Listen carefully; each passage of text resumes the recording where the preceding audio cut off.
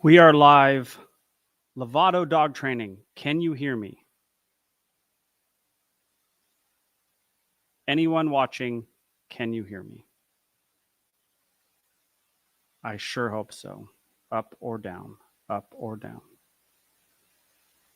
Can you hear me? Someone type it in. Ah, you can hear me. Wonderful. Here we go. Sorry about that. I don't know what happened. I had to log completely back off. I'm not going to move the computer in any way. Thank you all for coming back. I see you in there. Okay. My apologies. Here we go. Here's what we're going to do this week. I gave a response last week to a difficult question that I feel like was insufficient. It was the dog walking out of the house and being scared to walk out of the house. I rewatched the live, and I think I missed telling you guys a very important point about that. Now I'm going to get to why I missed it as well. Then, is Succession the best show on TV? I'm rewatching it right now. We're going to have a discussion about that. I'm going to get into the Rob Reiner situation because it reminded me of a session I had in somebody's house that was extremely uncomfortable and weird. And I have some thoughts on people, dangerous people, like maybe that son was, and the energy that they bring and why they bring that energy and how difficult it is on the people around them. It's more than difficult. It's a nightmare. It's more than a nightmare. It's the worst thing ever, and how to not get involved with certain types of people, marrying them if they're your children, if they're your boss, if they're your business partner, stuff like that. Relationships you can't get out of. That's my point. Okay. We'll get to Hater of the Week, and we'll get to Q&A. All right, guys. So here we go. There was a question last week about the dog leaving the house and how it didn't want to walk down the street. Now, I'm going to tell you first, I very much dislike simply answering questions. By simply, I mean, my dog jumps on me, what should I do? My dog pulls down the street, what should I do? It's not just for me that I dislike it. I don't really dislike it, I guess. I dislike it for the person listening, for you, for my clients. And here's why. I always need context. Jumping is different with a Great Dane on an old lady than it is a tiny dog on a 200-pound man. They're completely different things, completely different answers, and I need to know that information and then more. So any question that's asked of me, I need to then have follow-up contextual questions for them, which is boring for you and the client sitting in my office, less boring for, but on a video or on a live, I then go, and probably the answer might not even match your jumping issue because there's so much backstory that I need, and the backstory is not the same as yours. So I can't just give an answer. And I very much enjoy teaching broad behavioral concepts, and I only enjoy it for one reason. I enjoy it because you can take that, the behavioral concepts or methods, and you can take them into many, many other problems with your dogs. And nobody only has one problem with their dog. It doesn't exist. They have jumping and they have pulling. They don't have aggression and they don't have separation anxiety. But they have jumping and pulling. Maybe they have jumping and aggression. Jumping, and my method for jumping, actually helps aggression, on dog aggression. Dog on dog aggression out in the world, my jumping method, 10 to 20% might help the dog aggression in the world. So if I've explained to you jumping, I have to explain to you the concept and how that fixing that jumping will transfer to your dog listening better in real life, even though you don't even say a single word during jumping. All right. Too much backstory because we have too much to get to.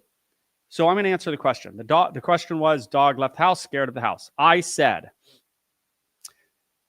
you need to have jackpot moments for that dog. Then you need to slowly fade out those jackpot moments. Well, in order to have a jackpot moment, you need to have something the dog loves the single most in the world. So I've dealt with this not wanting to leave the house thing. In this case of the question last week, the dog loved the lady walking the dog. So you can see where there's a problem here. Because if the lady walks the dog down the street and the dog stops and puts the brakes on, or the dog is terrified and shaking, the lady then walks back to the house. Guess what the constant there is? The lady. We need to use the lady to draw the dog away, jackpot the dog, move the lady farther, jackpot the dog, fade out the lady. But what I think people might have heard and what people might think is the lady who the dog loves more than anything in the world, and the dog comes out, that the lady should walk like this. That is not the case. Anytime you're reinforcing a dog for movement, I literally put my hand down with a treat, or in this case, the lady, or the car. Oftentimes dogs want to leave and they want to get in the car and go somewhere fun. I like the car example better. But even a treat, you leave it there. You do not move the treat ever. I go, you're scared of a walk? This is the simple answer, a treat, but a treat isn't a jackpot. I go, boom, you want to take one step, go 6 inches, you get that thing. Now I put it 6 more inches out, get that thing. Then I put it a foot out. But they're always going to get to it. So let's use a car example because I think it's more apropos and more people can be helped by it. You literally, and this is where the prescription part comes in. Dog's scared of that. The car's usually parked in the driveway. You're going to now park the car on the street, have the car door open. Dog walks out. Car is not parked in the driveway anywhere, but dog has gone easily to the car because it goes somewhere. The jackpot is either getting in the car or getting to the place or both. Car's right here. Door is open. Dog walks out. Goes, well, that car's parked in a weird spot, but the door is open. Takes the left, goes 10 feet down, gets in the car. The dog just willingly went beyond its comfort zone to get in the car. Then in a perfect world, you take that car to the pet store, to the park, to the favorite place. Zoop, go. Greatness, happiness, wonderfulness to counter the fear of the 10 feet walk. Then you park that car 10 more feet. Boop, zoop. Then 20 feet down the street. Zoop, zoop. Now, there's always a jackpot, a light at the end of the tunnel. And you literally keep doing that until that car is gone. Now, the car will, a bit of a problem is the car is going to eventually have to be parked in the parking lot. It's going to have to pass the car and go, there's no opportunity for the car to be down the street potentially. But hopefully you have gone slow enough that the feelings, the classical conditioning response is one of happiness in anticipation of that car and the ride, to where it is countered equally or more so than the fear feelings associated with this get out. And literally it's only going to get harder as we get farther and scarier as we get farther from the house. It literally there's always that moment.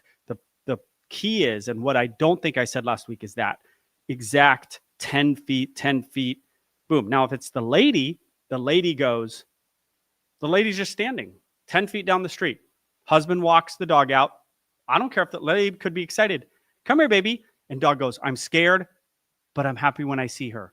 Walks with happiness, little bit of fear, 51% happiness, 49% fear, as opposed to 100% fear when the lady's on the leash. Meets the lady. Good girl. Lady walks the dog home. Maybe. And lady's 10 more feet down the road. Then 10 more feet down the road. Never moving. That's my prescription. And I saw it last week and I did not. I don't think I did that. And that was probably my longest answer. Okay. Now we're going to get into, because we got a lot to get into, and I'm looking at the comments here. Okay. I got a question. Is it a bad thing if your dog's too nice? I've got a Male Rottweiler and he loves everybody and everything. He's 8. He's 8.5 months, doesn't show no marking behavior. No. Your dog loving everybody is a very good thing. All right.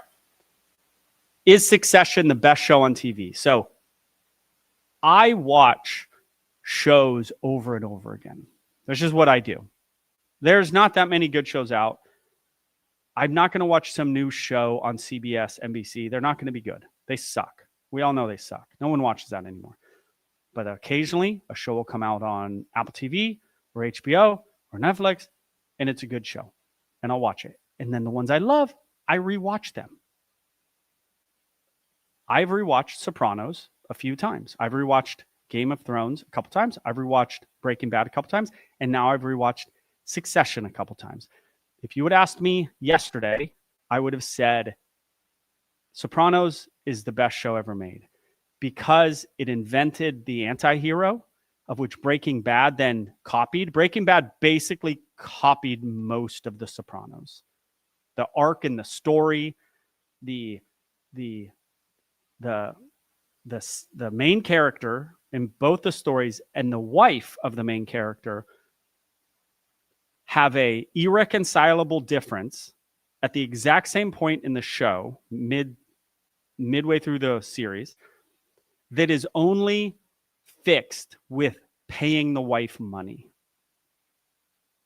The story arc and all that, it just copied the Sopranos. So Breaking Bad cannot be the best in the same way Kobe cannot be better for Jordan because Kobe copied Jordan. You can't be the best when you don't break ground. So Breaking Bad is off the table for the best show. Game of Thrones, I think, is the most entertaining show. It's got some sex. That's great. It's a movie every week. It's got It's the most entertaining show. But it gets kind of bad at the end.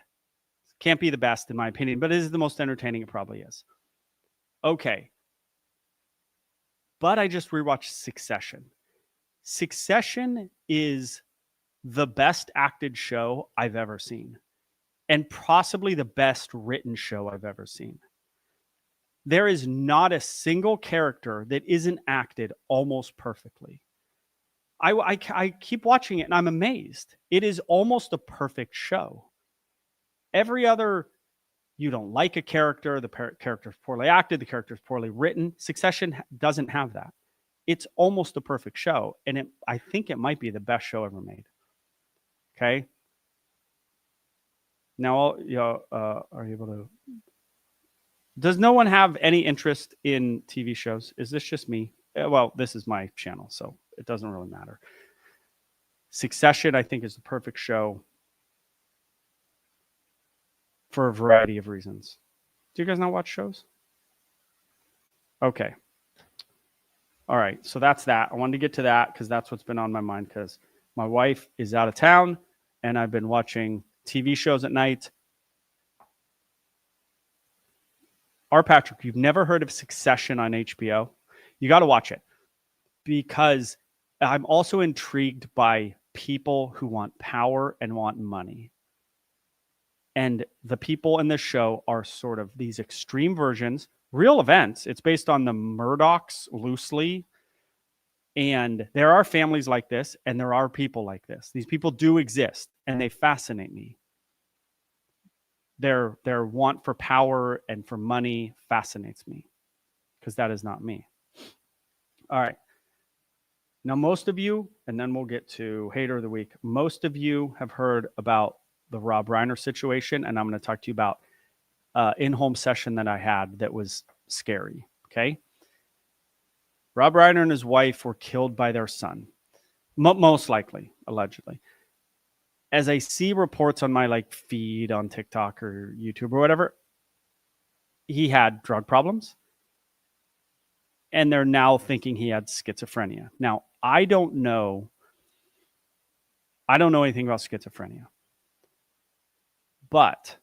And drug problems are separate. Very few people, I think, kill their parents due to drug problems, but they kill their parents due to mental illness or kill people due to mental illness.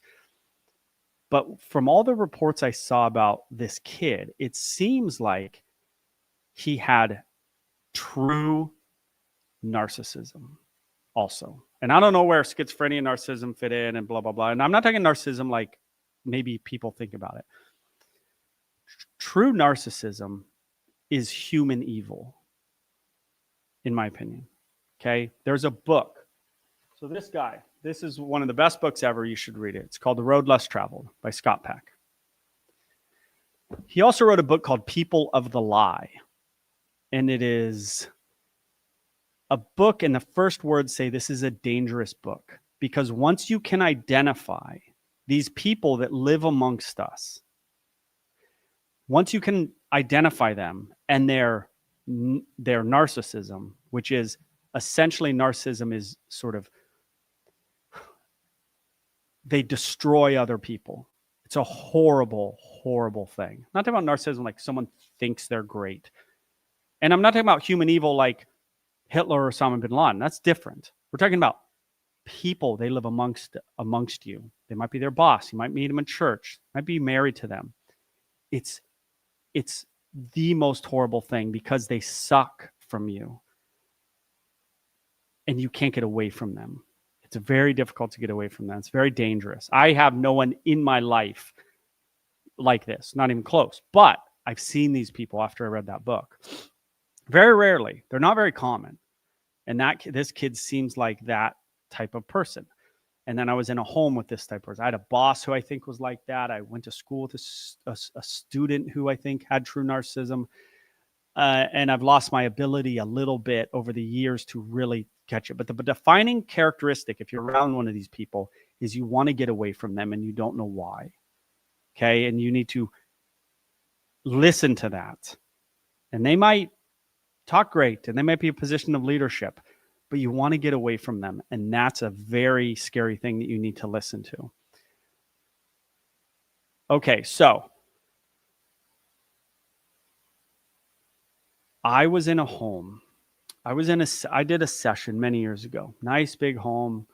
Walk in, attractive older lady, but like weirdly like jumpy and looked very tired. And she had a little dog that was super difficult and whatnot. And I go in and the lady's just like kind of a little frantic. And I'm like, oh, but that happens all the time. And then there's a kid sitting over there, like a 25-year-old son, good looking kid, dressed well, and he's just kind of sitting over there, adult kid.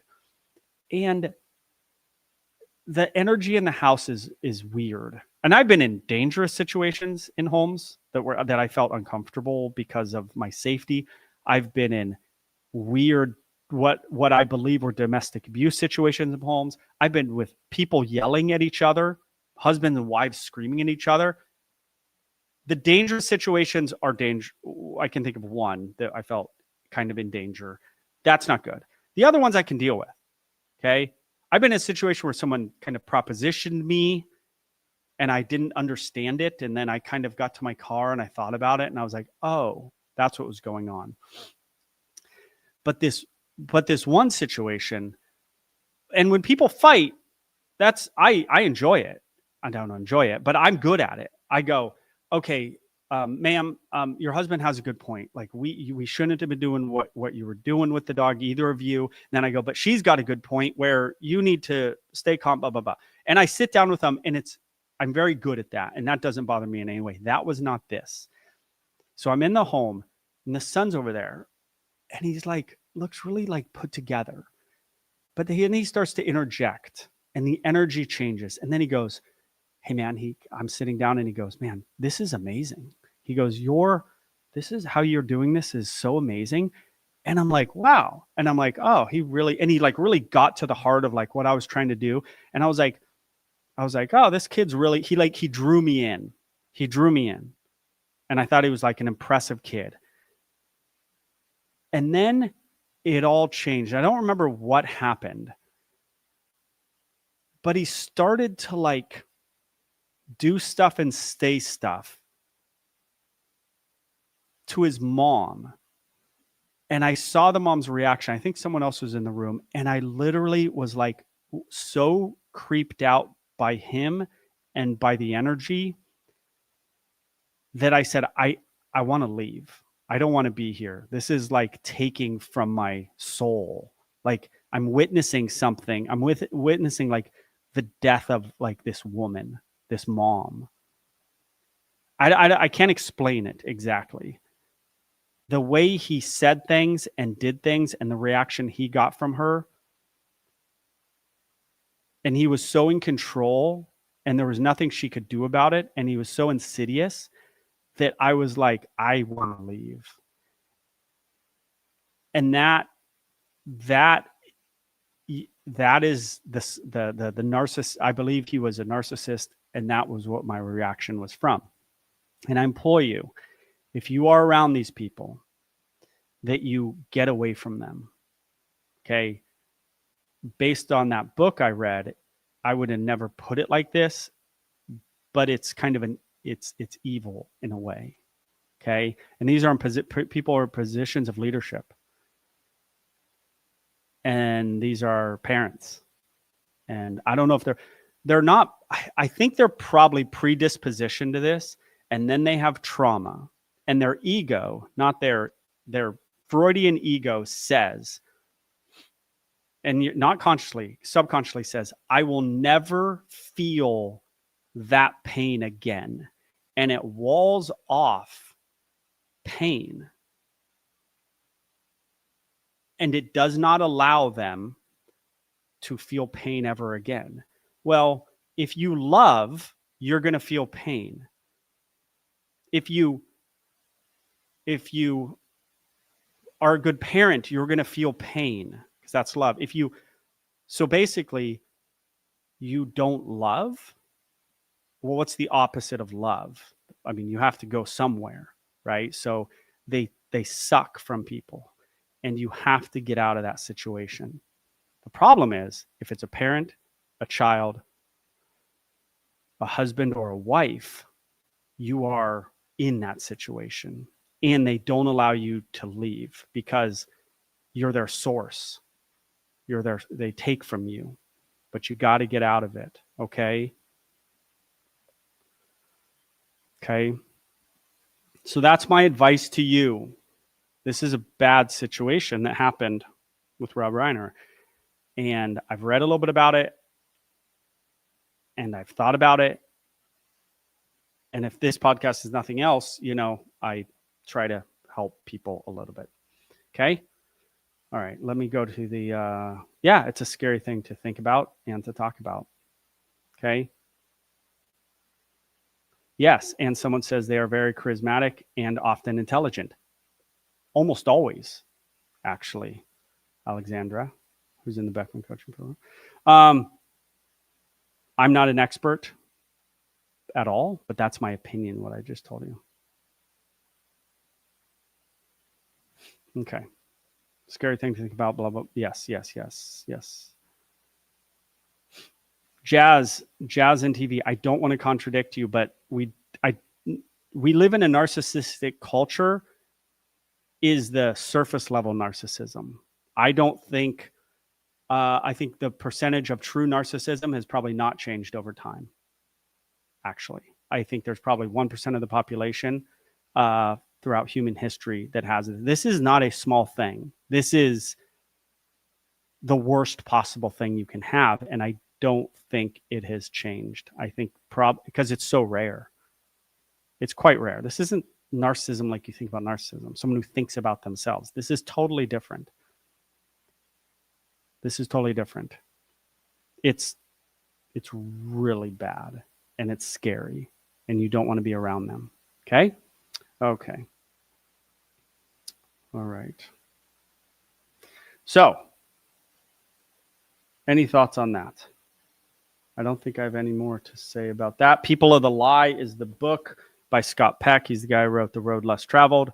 This book starts with some amazing words. The other one starts with, this is a dangerous book, People of the Lie, because once you see these people, you can't unsee it. You now know who they are. But I would say you want to be armed with knowledge in all things so that you can see things, although it makes life probably more difficult. But if you see it, you won't get involved in it. And now your life's easier. This book, it's one of the best books ever written, starts with, life is difficult. First words, life is difficult. But once you know life is difficult, it ceases to be. It's from an old Buddhist saying that says life is pain. But once you understand life is pain, you can deal with it. And there's nothing more important probably to know in life. Let's take life is difficult, not life is pain, because that's a bit severe. Life is difficult. Like, what, you think this thing was going to be easy? Yeah, your life sucks. Yeah, person died. Yeah, you got divorced. Yeah, your dog's aggressive. What did you think? You thought you were going to go through this thing with it being easy or not difficult much of the time? No, that's not how this thing works. Everyone's got something, 5 things. Those are your things. Sucks for you. Life is difficult. But you don't want life to be easy.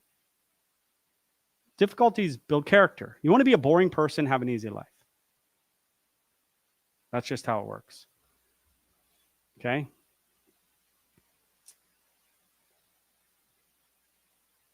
Okay. Hater of the week, and then we'll get to Q&A, because I'm actually moving through this faster than I thought. Hater of the week. Oh, I got to upload this real quick because I got kicked off the last one. Image file. Boom. All right. Open, and here it is. This is not the worst hater of the week. Guys, the haters have dropped off a bit on my videos because on all social media platforms, I'm known at this point, right? When I first got on Instagram, first got on YouTube, bunch of haters. First got on Instagram, bunch of haters. First got on TikTok, bunch of haters. The haters are still in Facebook. Facebook is horrible. Instagram's pretty horrible too. If you want to cheat on your wife and your husband, go to Instagram and be on there. I'm just kidding in part. But TikTok is, in my opinion, the most entertaining. But anyway, it's mainly how this comment starts. Yes, but also no. And I can go on this particular video where there's this German Shepherd who's reacting. Someone else is like, yeah, I don't agree with that. And then she goes into detail. Okay. And it's moderately interesting. And I get where she's coming from, where she says yes, but no. But here's the thing. I followed football, coached football, played football, am relatively good for an adult at football my whole life. It would be insane for me to comment on Aaron Rodgers and go, yeah, I disagree with that. It doesn't matter what I think. I know football.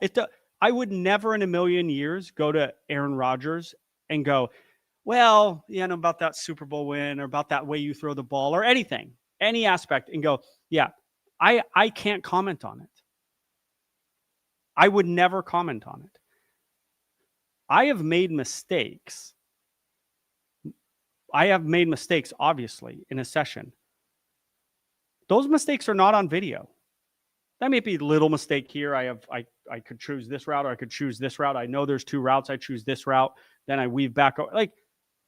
Sure, probably every session there is something, but it is the notion that someone would. I do an 1.5-hour session, then I do a 10-minute YouTube video, then I boil that down to a 2-minute short.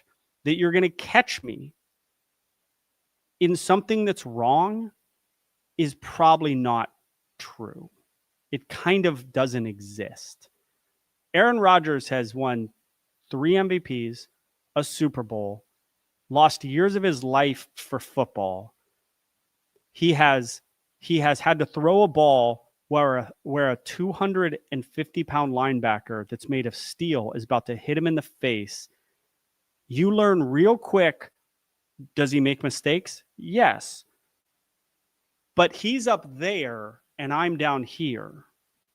She's down here and I'm up there. And I'm not bragging. I'm saying that the numbers of dogs that I've done, the difficulties I've gone through, the aggressive dogs that have stood in front of me,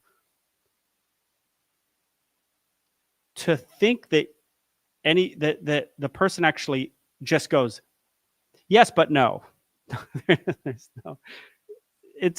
There's no yes, but no. Does it mean I fix that dog? No, it doesn't mean I fix that dog. But there's really no, yeah, but I disagree. I mean, you could say I disagree with my dog. then that's what she says. She says, my dog was fixed like this. Yeah, I don't have your dog in front of me. If this video is with your dog, it would be, or this lady's dog, it'd be a whole different story. Like, there's levels to this thing. And these levels are the same levels as anything else. There's these people up here. There's these people up here and the people down here. And the people down here have the right, obviously, and this isn't a bad comment. I'm not picking on this lady. Yes, but no is not a bad thing. But there's levels. And there, it's a numbers game. I've trained lions and killer whales, and I could have died doing it. And then I went to dogs, and it's been many, many thousands. Like, the big mistakes, and to a degree, the little mistakes, have all been fleshed out. If I made mistakes with whales, I could die. And that, when that linebacker is coming at you, and you still have to do your job, you get rid of the big mistakes. They go away. Okay. Throw a football. You want to see me throw a football? I have my form's a little Aaron Rodgers-ish. My son plays football. I throw with him almost every day. Aaron Rodgers can throw a football, but he's weird. Ryan. We're friends, bro. He's not weird. Aaron Rodgers is not weird. Aaron Rodgers is the man. What are you?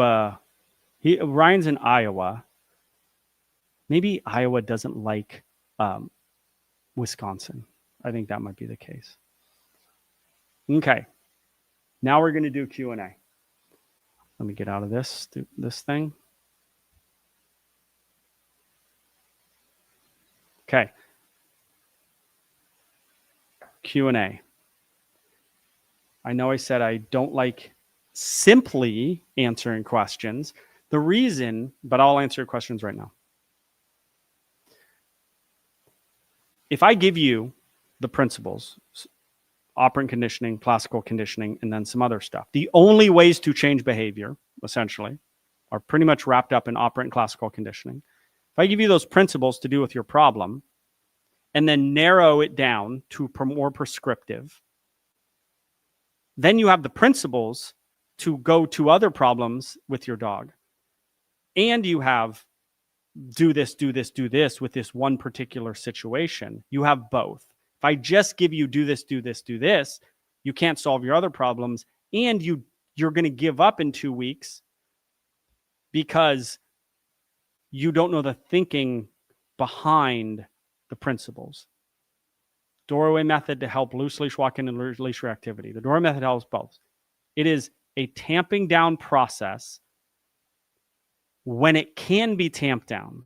So once you're a mile down the street, your dog's brain is somewhere else. How do you expect to fix leash reactivity then? When you are in your home opening your door and the dog flies out the door in the same way it flies at a dog, but your dog is at a 2, but the flying out the door deep in the dog's brain is a similar to behavior to flying or pulling to a dog. If you can get them on your page at a 2 and then at a 3 when they leave your house, they never build to a 10, and you have given them hesitation where they have held themselves back within the context of sort of outside, the doorway goes to outside. They have held themselves back during the same walk at multiple moments. Then they see the dog, they are tamped down, and they have rehearsed holding themselves back. That's why I don't always do a sit stay at the front door, and why I go, okay, I want the dog to feel like it's free to fly out the door, because when it sees a dog, in a weird way, it feels like it's free. Or the drive to go with the dog is a similar drive when they're released out the door. That is the thinking behind the door of that. Now, there's also gentle leaders. There's also corrections when they see the dog. There's also a build up to seeing the dog. There's also treat luring, so they take their eyes off the dog. There's a lot of things. But I think behaviorally, the doorway method makes the most sense as the starting point. I could go through every single method that I have, and I could give you an in-depth spiel that you would understand behaviorally. It would pass the smell test for a very difficult and complex problem. And leash reactivity, I would say, is number 2 on the difficulty scale. Number 1 is dog-on-dog aggression. Number 2 is leash reactivity. Number 3 is dog-on-people aggression. Number 4 is resource guarding and or separation anxiety. Those are the 5 most difficult problems, in my opinion. Okay. I could do it for every single method I have. The shed method, the aggression method. I could give you a spiel where you're going to say, oh, that makes sense. Now, how long does it take? It's a whole different story. How long has your dog been doing it? How physically capable are you? How mentally capable are you? How many walks do you go on? I mean, it varies. But the principles check out. Okay.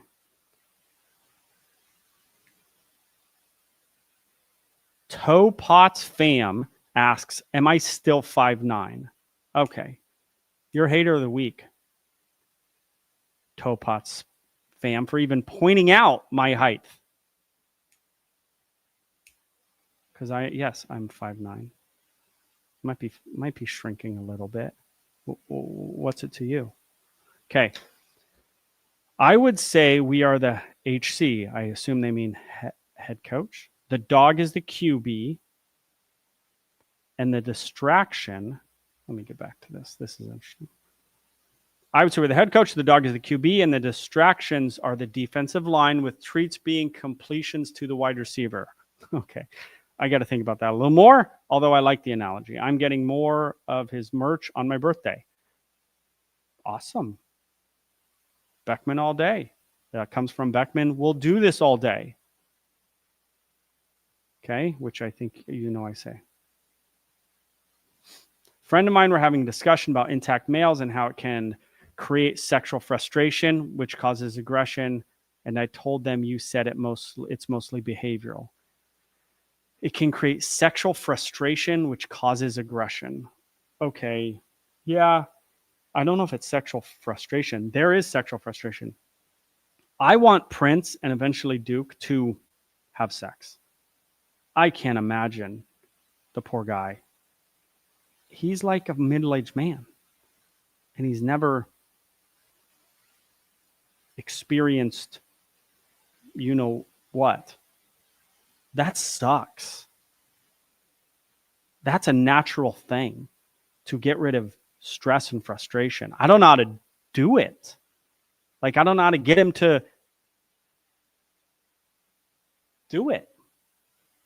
But he should do it. Poor guy. I think it's a real thing, and I feel bad for him. I feel bad for him. That was the craziest thing you've said. No, it's not. No, it's not. What? My 5-year-old intact dog has never orgasmed? He should. That sucks for him. Okay. All right, this has been asked twice in here. Mr. Beckman, do dogs, you said it wrong. There's a lot of comments here. And it keeps moving. Where does it say? Do dogs blag a limp when they want to get out of something?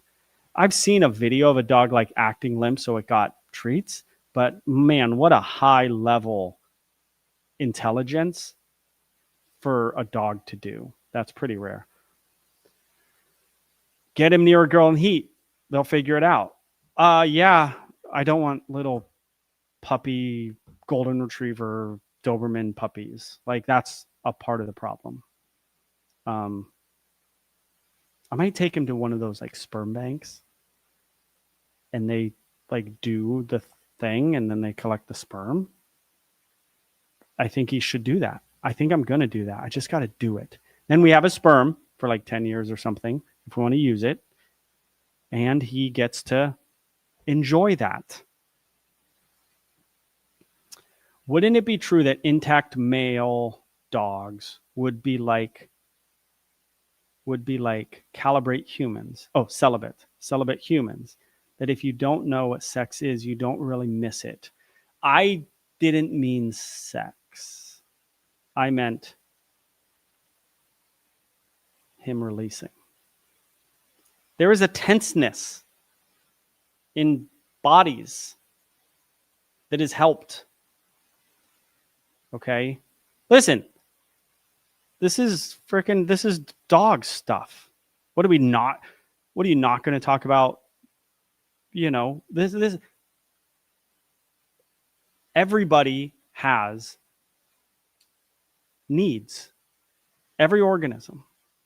And these are needs that are not talked about enough in people and in dogs and in animals and in the wild. Wild, that's all it's based on. Their whole life is based on procreating, which starts with releasing. Okay? Like literally, that's all that matters. Then we get these dogs and like I keep them intact and like he can't ever do that. That sucks. Offer Prince is a stud. Not a bad idea, actually. Not a bad idea. And then, but I don't want to get involved in the puppy business. Maybe I just go, hey, give us a little bit of money or do it for free just so we can do it. Yeah, I'm open to that. I'm actually very open to that.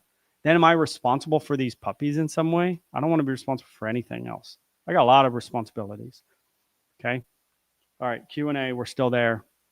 Although I sidetracked on crazy sexual talk. Okay. I have a Spanish water dog, and I was wondering what the opinion is on the breed. Not a Portuguese water dog, a Spanish water dog. I can assume they're similar dogs. I've never seen a Spanish one. Portuguese water dogs are good normal dog. I haven't trained one in probably a couple years. I've trained a few. Sometimes they come and I'm like, oh, doodle. And I'm sure those people get super annoyed by that. Once I called an IG, an Italian Greyhound, a Whippet, like 15 years ago when I first started. And the person was like, it's an IG. I was like, okay, lady, like, chill. Who cares? Weirdo. Okay.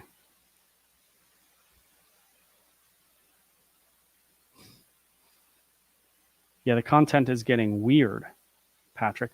Like, sex is a part of life.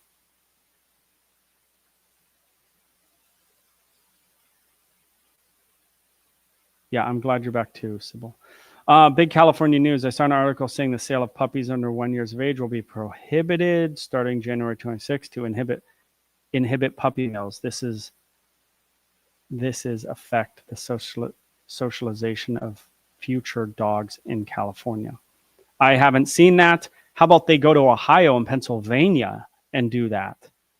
So the Amish aren't stacking dogs in a barn, making a nice website, and then selling you horribly traumatized dogs. Now, I'm not saying California doesn't have a slight problem. It ain't close to the Pennsylvania problem. If you ever buy a dog from Pennsylvania or Ohio, do your research. Okay? All right. Joel, can you talk about prediction air and if you actively use it? What is prediction air, Ryan? I like talking about behavioral concepts, but prediction air is new to me, and maybe it's just something else and you're calling it something else. You have to explain, okay? Someone says my chocolate lab is from Pennsylvania Amish country. Yeah? And how is it? Now, Some dogs come out of those situations and are fine, just like some people come out of bad situations and are fine, and some do not. I have Boston Terrier that has bad resource guarding to the point he has latched on to myself and my wife. Our trainer couldn't get a muzzle on him because he won't let us touch him. Any thoughts? You guys, resource guarding is okay. Why do I not put resource guarding as number one? Possibly because it's so much less common than the three things above it, the four things above it. Maybe it is the most. It's so difficult. Like nobody is like, I'm an expert on it. Like it almost doesn't exist. If it's an under-year-old dog, they're just usually like developing it, and you need to do the almost like Cesar Milanish, like you don't growl at me. But it gets to be over a year, it's ingrained a little more, and then it gets different because there's such a potential to be bitten with it that you have to go so slow and you have to be so careful. Dog on dog aggression, like you can go slow enough unless you're aggressive dog and you're at a park with a bunch of dogs, like you were dumb, but like we can control the environment and the dog doesn't go to another place. Resource guarding is the one thing where they're one thing or a couple things where their eyes dilate, they literally go somewhere else. I've worked with big cats. If a big cat looks at you and its eyes dilate, be worried. They're a cat, right? They're going to a different place. It's more common in cats. Dogs, if they go to a different place, their brain's changing at that moment. And resource guarding is a very common one with that, and it's very bad. And it's very tough. I don't have a quick spiel on resource guarding, and part of the reason I don't have a quick spiel is there needs to be so much context, and always there is a management aspect to it. Not everything else is there always a management aspect to it. There's a little bit of management, separation anxiety, and aggression. There is resource guarding. There's a big management aspect to it. Or you don't ever growl at me, dog, and then you got the potential to be bit, but you might win, right? We've all seen Cesar Millan with that one lab. It's the one. What's the one video Cesar Millan got the most flack for and has followed him around forever? It's that video. And what's the problem? Resource guarding. Okay. What's that dog's name? Like Lori or something? She lights him up, man. It's so bad. She bites him so hard. All right. Someone asked what makes Cesar Millan different than others. I'll tell you what I think makes Cesar Millan different than others. He started his dog place before I think he ever got on TV or a single celebrity ever called him. He just had this place. And he worked with tons of dogs. And I don't think he learned from anybody. So he basically just watched all these dogs at his place interacting, and he developed a system. And when you can develop your own system, when you can be the first guy who says this works and I don't care what others say, you have a chance to do amazing things. If you follow somebody, Kobe Bryant, Michael Jordan, Breaking Bad, following Sopranos, if you follow somebody, you're always following somebody. Now, I don't think you should intend to do your own thing, but if it just naturally happens, you're going to get somewhere. So dog numbers for him. And he said he used to watch the street dogs in Mexico. We don't have street dogs here, really. Not like Mexico. He would watch them and how they interacted, and he took it from nature. Is nature as that is. My history was exotic animals and a lot of nature learning and whatnot. And they're similar paths in a way, not the exact same, but similar. Cesar Millan learned from his grandma, blah, blah, blah. Now, I don't agree with Cesar Millan on a lot of things. And he's fought the good fight. So when you have people coming at you so hard, wanting you dead, wanting you to go broke, in a certain segment, of the population, a certain type of person is coming at you, you're on to something. When these certain types of people come at you, you don't stop because you're on to something. Okay? That's what I'll say.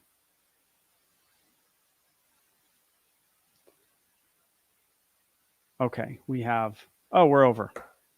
I tried to get to some questions. There was a lot more commentary in here than maybe questions.